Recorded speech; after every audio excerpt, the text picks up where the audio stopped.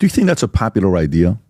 Do you think 80% of Americans want that? I think if I was to show Americans, You've been showing for 20 years. No. Yeah, put up a graph of income disparity. Right. You put up a graph of income disparity, Americans are shocked when they realize how much money is held by the top 1% in this country. Really, the top 0.01% relative to the rest. I mean, like literally a handful of families have more money and more wealth in this country than 50% of the population. In this video, Sam Seder returns to the Patrick Bet David podcast, and I've done 2 on this particular video. You can find it on the PBD podcast itself, and I think Sam Seder has now also done some coverage where he talks about this visit. It's an interesting conversation. In today's video, we're going to focus on, they discuss the state of the Democratic Party, and then they sort of transition into Sam's vision of what he would like to see in America and wealth disparity, as evidenced by the opening clip there. So let's watch it together. I'm going to have some thoughts, and then I would like to know what you think in the comments. Let's check it out. All right, so let's get right into it. Sam, question for you. From the last time you were here, I think it was 2 years ago, that it was, give or take, 2 years ago. At the time, it was probably a terrible season for Trump, I think we can say. Trump wasn't having a lot of victories. Trump was at a very low. Republicans were not convinced that he could go. Republicans were thinking it's probably going to be DeSantis or it's going to be somebody else. There was a bit of a split in the Republican Party and the MAGA. Look, I don't know. Even when he opened up his announcement that he's running at Mar-a-Lago, there was not a lot of people there. People saying, I don't even know, this person wasn't there, that person wasn't there, this person wasn't there. And then you get these CNN polls. Rob, if you can pull up the CNN video showing where the Democratic Party is at today, play this clip, and I want to ask you, Sam, what happened to the Democratic Party? Go for it.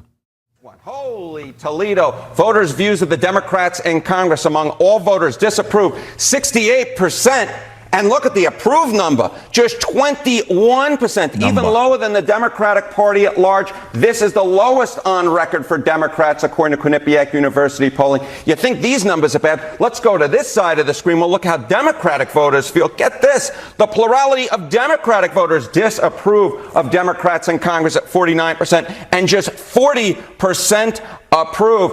Horrible, horrible, horrible. Oh, my goodness gracious, you just can't get worse than these numbers. And this is the number right here really driving all of this. If Democratic voters have turned on Democrats in Congress and the Democratic Party, that's what puts the numbers at historic lows. What is it they want to be seeing, these voters? What is going on? I'll tell you what's going on. They don't like what's coming out of some of those Senate Democrats like Chuck Schumer, because take a look at the direction of the party. Democratic voters on Democrats in Congress doing too little to oppose Donald Trump. Look at this, 77%. Should stay principled, even if it means nothing gets done in Washington, D.C. 65%. And this 65% is such a difference from where we were in 2017 at this point, when just 33% of Democrats say this should stay principled, compared to 59% who said they want to compromise. Democrats do not want compromise at this point. They want a fighter. They want to go into the ring like Muhammad Ali did against Sonny Liston. They want to take down the Republicans. They do not want this compromise anymore. They want to be more like Republicans, get up to that stage and fight. And right now they feel like their leaders in Congress are simply not doing so. And that is why their approval rating for congressional Democrats is at an all-time low, even among Democrats. Rob, if you want to pause that. Sam, what happened? What happened to the Democratic Party? Well, I should start by saying I always thought that Trump would be the nominee. And I 2 years ago, I was wondering why Ron DeSantis was lighting his career on fire by trying to run against Donald Trump, to be honest with you. I think, Trump and the Republican Party, I think they're one and the same. And so that doesn't surprise me. Those numbers are some of the most encouraging numbers I've seen in the 20 some odd years I've been doing this, because I want to see it communicated to Democratic leadership that we want you to fight. And I've been riding Chuck Schumer for, 10 years. Trying to get him. I mean, Harry Reid was a great, I think, as far as they go, leader of the Senate for Democrats. But I think it's time for new leadership in the Democratic Party. We need and this is not even ideological from my perspective. I think there are Democrats that I agree with and Democrats that I disagree with on an ideological standpoint. But I think a different generation of Democrats understand that the Republican Party is intransigent. There is no negotiating with them. I think the biggest mistake that Joe Biden made was following the American Rescue Act, which was a massive boon to the American public. We cut child poverty by 45% in a year. I just want to repeat that. We cut child poverty by 45% in a year because of that act when Biden first got in. And you know what Republicans were talking about after we passed bills that cut child poverty in a year, that extended unemployment benefits, that provided food stamps, that provided health insurance. Republicans were talking about 2 books that the Dr. Seuss publisher decided not to publish. And so in my mind, the Republican Party there is completely bankrupt of ideas. And Joe Biden, instead of pushing through Build Back Better over that summer, he opened the door for the Republicans to give a proposal. That went nowhere for 3 months. Then he opened the door for Kristen Sinema and Rob Portman to come in and give a proposal. And that ultimately, I think, is when Democratic voters started getting impatient with Biden, because we were thinking $5 trillion, $4 trillion. Joe Manchin was saying $6 trillion Build Back Better bill. And we never got anything like that. It ended up getting split into the IRA, which was a good bill, but I think insufficient. And then infrastructure stuff, also important, but insufficient. And so I think what you're seeing is frustration from Democratic voters who are saying, A, you're not fighting.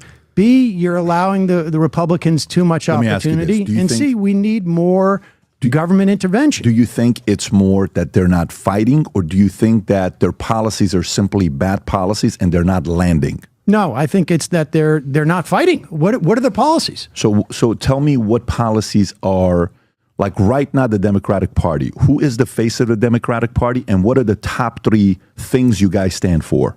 Well, I don't think there is a face of the Democratic Party at the moment. I mean, Chuck Schumer is nominally the highest elected Democratic official that's out there. That's not a good sign for you guys. 100%. I agree. I call for him to resign every day. I don't know that there is a single. I don't think the Democratic Party has coalesced around an agenda. We're having there's a fight within the Democratic Party. Well, what do you like? Do you have someone you like that you would want to see, or do you want to see the capitalistic competitive philosophy of somebody just comes out and let's see who it is? Because if there is, even you right now, Sam. Capitalistic? I don't understand. What I mean by capitalistic, like competitive. Let's just see who comes out of the competition. Competition predates capitalism. Yeah, so that's good. The competition is a good thing. I mean, I think, obviously there's going to be a competition. Is there anyone you like? Well, I think there are policies that I like that are expressed by like Sanders and AOC on their tour, their anti-oligarchy tour. I mean, obviously, I think there are other policies that are floating around that I don't know that they're necessarily embodied in politicians yet. People are looking. There's a lot of stuff that Tim Walz did in Minnesota that I think is great.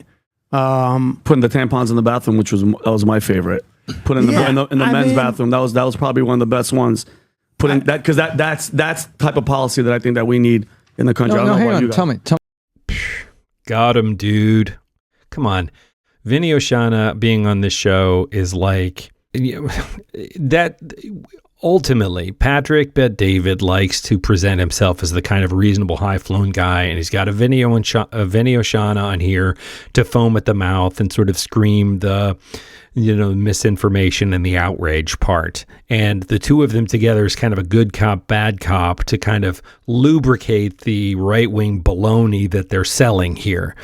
which doesn't stand up if they would. And when Sam Seder starts to make a point, they talk him down, because the minute he starts to make common sense, then they got to be like, oh, tampon. Tell me what Waltz did that you liked. That was my Substantially, statistically, that Waltz did.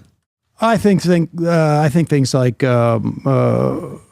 lunches for kids, expanding educational opportunities. Wait a minute. There weren't lunches for kids. There wasn't federal money from the Department of Education. Free lunches for kids. Yeah. Okay. What else? Well, No, let's go. I really want to hear it, because a lot of this was federal money that floated. I really want to know. Well, other states reject expansion of Medicare and Medicaid. I should say Medicaid in Minnesota. He provided for expansion to who specifically? To through the ACA to people making 400% of poverty. He's got. Wait a minute. Medicaid is designed, if I walk in with a broken leg to a public hospital, right, that Medicaid is there to take care of me if I'm destitute and unable to it. That's a good thing. And that's exactly the things that California did, and it was already there. What was expanded about that in Minnesota? You're expanding the pool of people who can access Medicaid on a state-by-state basis. There's still, I don't know, half a dozen states, Republican states, that don't allow that expansion of Medicaid. Okay, so you're not aware of that? So yeah, I'm absolutely aware of it. But what I want to ask you is, when you expand the Medicaid, it is a fact that basically you close the public hospitals. And so what you're talking about, the things he did That's not true. Oh yeah?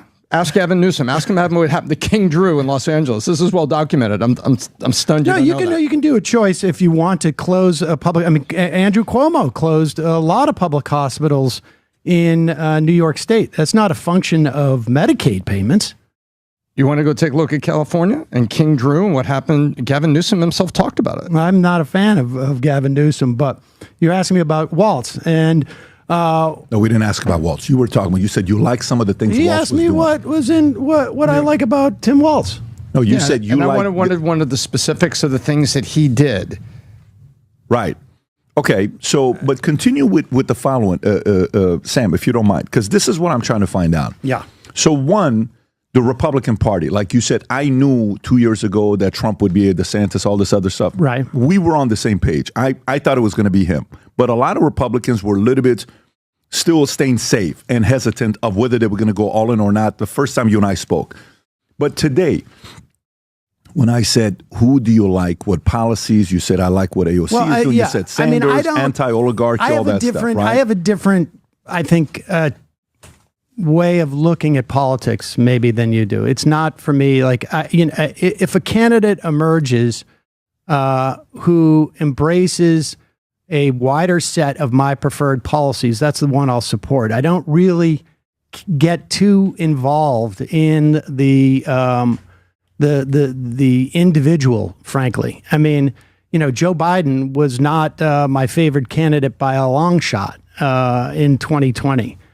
The fact that there were coalitions built out of Warren and Sanders supporters that ended up bringing us a much better set of labor policies than we've seen in my lifetime, from my perspective, with the National Labor Relations Board, with just the appointments of people like Abruzzo as the general counsel there, the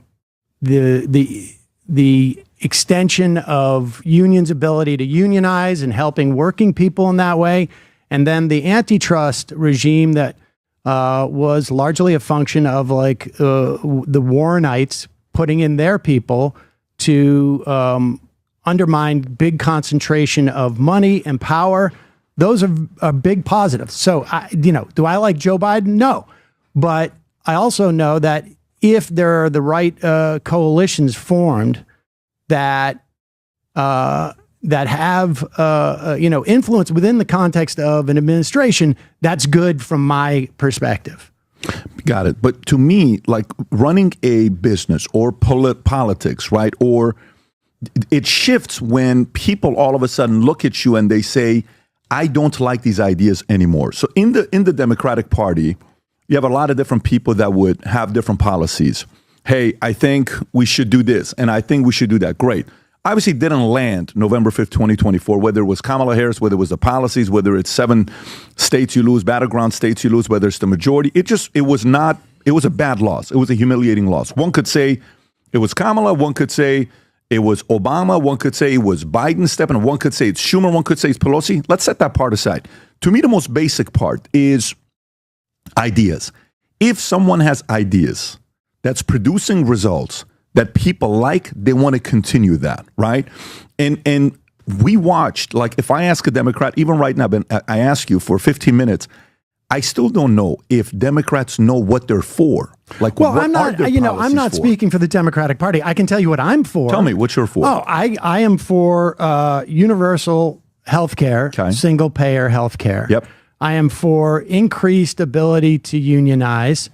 I am for decommodifying parts of the housing sector. I am for decommodifying power. I am for decommodifying access to the internet. I mean, those are my big ones right there. Who in your party is for that? Well, who in the Democratic Party is for that? I don't know that there's anybody who in our party who embraces all of those. I mean, that is a major political figure. I mean, I think I'm to the left of the Democratic Party, but I think there are elements of what I want that are represented by people in the Democratic Party. I mean, I think having a very jaundiced eye to the overwhelming concentration of wealth and wealth disparity, I think is a fundamental problem that we have in this country. I think too much of what happens in this country is a function of the concentration of wealth. I mean, that gets back to why I want to return back to the tax regime we had in the 50s and the 60s, where the top marginal rate was 90%. For every dollar above what today's money would be about $4 million. So, and just to explain this, because I've seen so many people on the right not understand marginal tax rates that it's almost disturbing. The first $1 million that you earn is taxed at 32%, or whatever the prevailing rate is. The second $1 million you earn, 32%. The third, 32%, because I think that's the highest. Maybe it's 37% is the highest. Once you get over 4 million, every extra dollar after that is taxed at a 90% rate. That's what you want. That is what we had in this country for several decades in the post-World War. Why do you think that's good, though? Because we talked about this. Why do you think that's good? I'll tell you. Because it flattens wealth disparity. Okay. And that is when you have the greatest expansion of the economy, right? When the wealth of the country is shared by as many people as possible. Right. Obviously, it's not everybody gets the same amount, but... Do you think that's a popular idea? Do you think 80% of Americans want that? I think if I was to show Americans... You've been showing for 20 years. No. Yeah, put up a graph of income disparity. Right. You put up a graph of income disparity. Americans are shocked when they realize how much money is held by the top 1% in this country. Really, the top 0.01% relative to the rest. I mean, like literally a handful of families have more money and more wealth in this country than 50% of the population. There's so many questions to that. For me, the question is the following. Here's where I'm trying to go with it. You show that to 80% of Americans, and there's no questions. You're going to be like, what the fuck? You know what? I don't know if I can what else you can show? You can't, because you're a guest. But you know what else? You can. CAN. Okay, you can. You can. You're a guest. So if somebody could go and say, okay, why don't you pull up who pays the most taxes in America? The top 1% pays 50% of taxes. I want to just pause this for a second and talk to this point, because this is something they always say is who pays the most taxes, right? Which sounds like you go, oh, well, if they're paying the most taxes, then never mind. But let's take a look at this, because this is a little bit confusing. All right, so one little yellow person depicted on this chart represents 1% of families. So in that big blue Pac-Man looking thing, 1, 2, 3, 4, 5, 6, 7, 8, 9, 10. 10% of families in the big blue pie own 74% of the U.S. wealth. 10% of the families own 74% of the wealth. Then there's that sort of about a quarter of it, right? 24% is shared by a moderate number of families. And then that little tiny sliver of cheesecake, little tiny purple sliver, 2% of all the wealth is 65.5 million families, right? So to me, policy schmolicy, to me, that is broken on its face. And they'll go, oh, you want to be a communist where everybody... I didn't say that. I didn't say that. I don't think there's any expectation in my mind that we will have a country in which there will be haves and have-nots, where some people will be rich and some people will be very poor. To Sam Seder's point, in I think what most Americans would think of as healthy and fair is a bell curve in which there's the very poor at the left is a small number and the very rich at the right is a small number. And there's this sort of big swelling hill in the middle of a thriving middle class where you're rewarded for your effort and you reap the benefits of your hard labor and you can afford health care. And the reason why that's good for an economy is that is a throbbing engine of commerce, right? If the middle class has money, they spend it. Maybe they go fix up their house. Maybe they buy that second or third car. Maybe they buy a boat. Maybe they go take a vacation.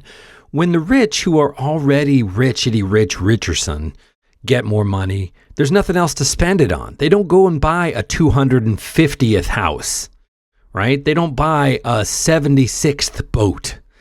They lock it up, they invest it, they save it, they store it, and it freezes like this giant glacial money iceberg.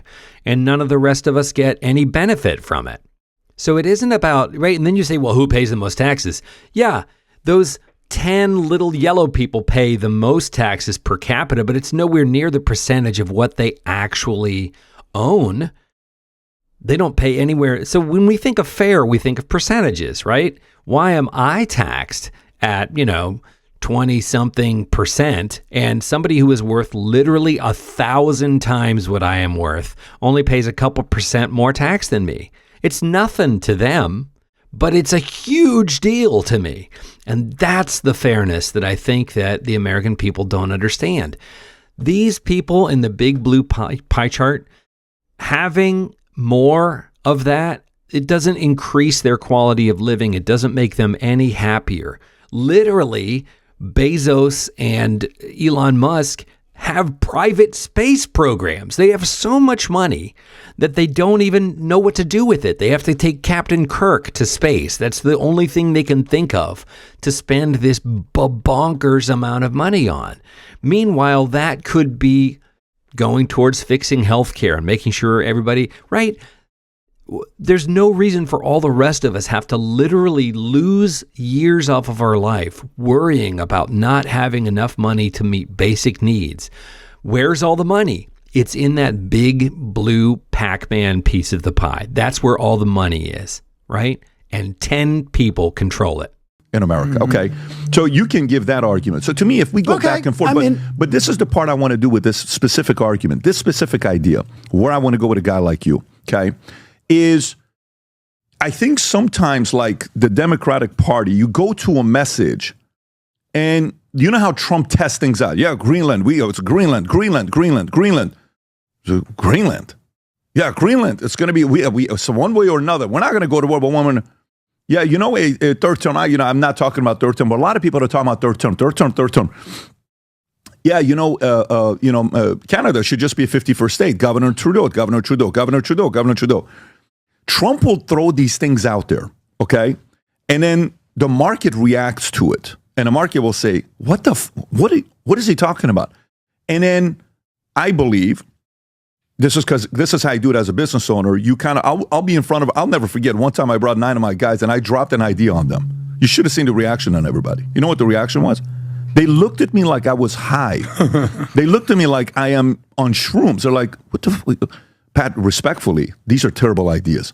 So you know what happens to a business owner? They're so used to coming up with bad ideas. What do? They move on with bad ideas. So to me, Trump gets up there and says, what do you think about this? And then he looks, he says, okay, what's the guy that I respect? Okay, this guy's pretty reasonable. What did he say? What did she say? Okay, let's move on. To the Democratic side, somebody like you. But I would... But let me just finish the point. I'll come to you. Trust me, I want to hear from you. To me, I feel like the Democrats, like you, okay, you have a voice. People watch you. You're an influencer in your community. And you actually have the ability to kind of go and help your community out, help your party out.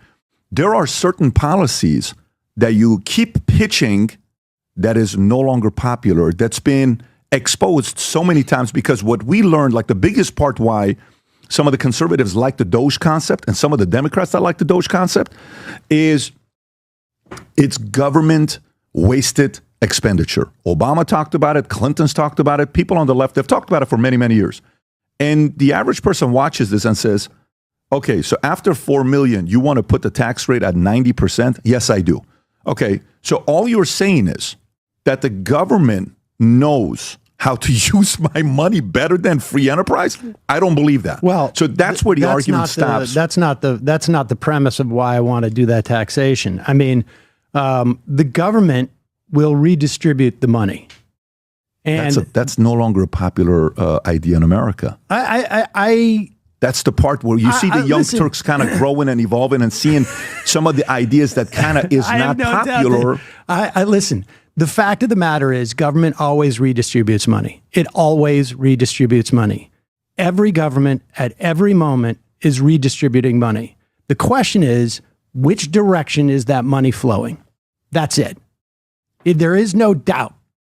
Governments redistribute money at every moment. The question is, which direction are they is at it? What? How successful have they been at it? How good are they at it? How much waste have they done with redistributing money? Oh, there's no doubt in my mind. Like, look, we have a massive, massive military budget. And if you want to look for waste and fraud in government, that is where you go. That's where all the money is. Everybody knows it. There's an enormous amount of waste and fraud. They can't even get through an audit.